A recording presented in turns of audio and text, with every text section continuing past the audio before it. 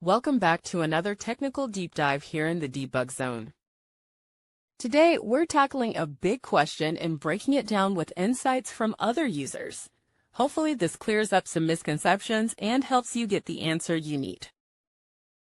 So buckle up, stay a little curious, and let's jump right in.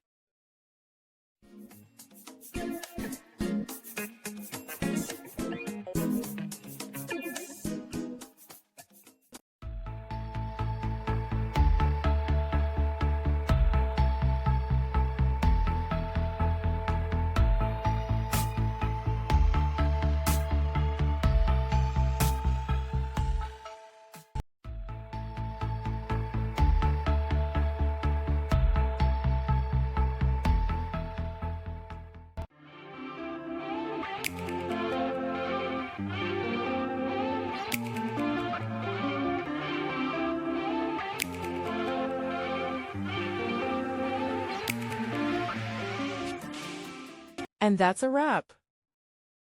I hope you found the answer you were looking for. If you did, take a second to hit that subscribe button. It really helps out. And let me know in the comments which solution worked best for you. See you next time in the debug zone.